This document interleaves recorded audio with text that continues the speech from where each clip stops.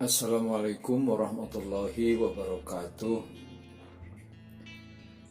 Alhamdulillah, alhamdulillahilladzi arsala rasulahu bil huda wa dinil haqq liyudhhirahu 'ala dini kullih wa kafa billahi syahida. Asyhadu an la ilaha illallah wa asyhadu anna sayyidina Muhammadan 'abduhu wa rasuluh. Qala Allah Ta'ala fi kitabihil karim, a'udzu billahi minasyaitonir rajim. Ya ayyuhalladzina amanu taqullaha haqqa tuqatih wa la tamutunna illa wa antum muslimun. Shadaqallahul azim. Anak-anakku sekalian yang Bapak cintai dan Bapak banggakan, alhamdulillah wa syukru ala Allah, kita bersama-sama pada saat ini sudah memasuki hari yang kelima di bulan suci Ramadan tahun ini.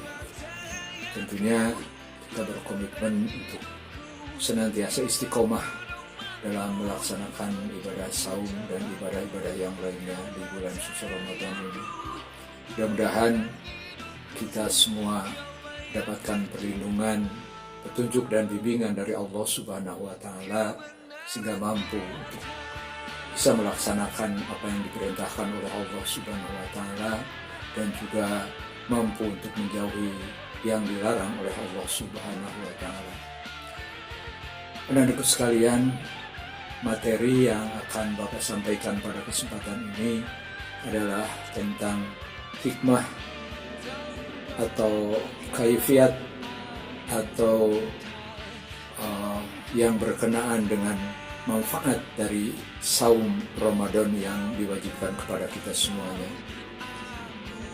Allah Subhanahu wa Ta'ala telah memerintahkan ibadah puasa kepada kita dan ibadah-ibadah yang lainnya bukan untuk kepentingan Allah Subhanahu wa Ta'ala.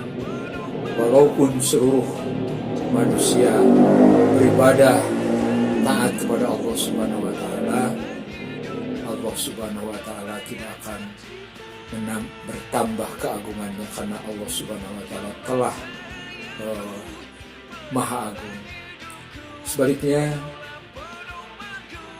apabila umat manusia tidak ada yang mau beribadah kepada Allah Subhanahu wa Ta'ala, itu pun tidak mengurangi keagungan Allah Subhanahu wa Ta'ala karena Allah Subhanahu wa Ta'ala sudah Maha Agung.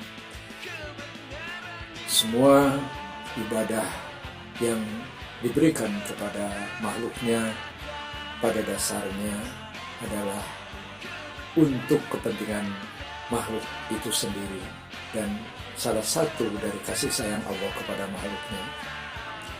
Begitupun dalam hal ibadah saum atau ibadah puasa, begitu banyak manfaat di balik ibadah puasa itu sendiri bagi orang yang mau melakukan atau melaksanakan ibadah puasa atau ibadah saum.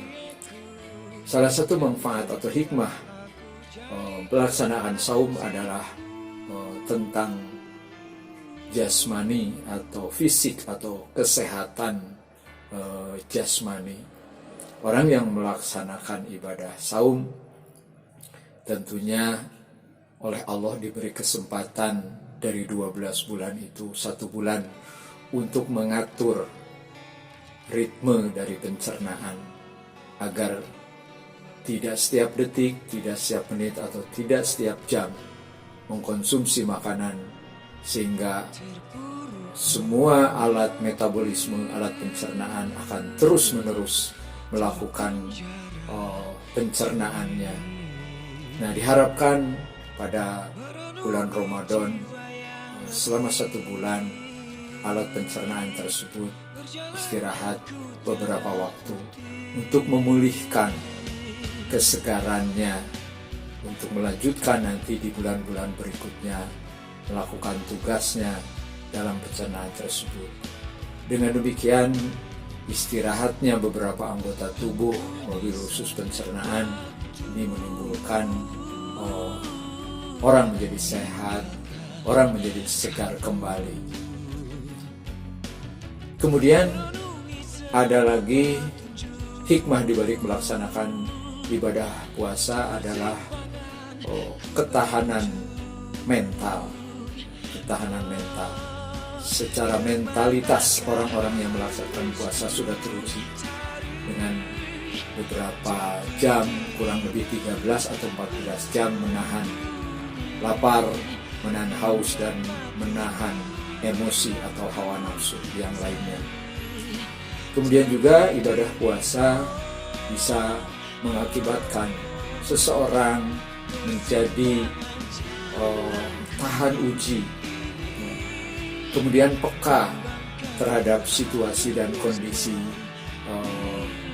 sekelilingnya, bagaimana dia merasakan orang lapar, sehingga dia akan peka ketika bertemu dengan orang-orang yang mungkin kurang makan dan sebagainya, sehingga jiwa untuk memberi dia lebih tinggi daripada orang yang tidak berpuasa. Kemudian orang yang berpuasa begitu disiplin. Ya, disiplin adalah bentuk salah satu karakter yang harus ditumbuh kembangkan pada kita semua. Disiplin kapan harus makan, kapan harus berhenti makan, kapan harus melakukan ibadah, kapan harus berbuka puasa.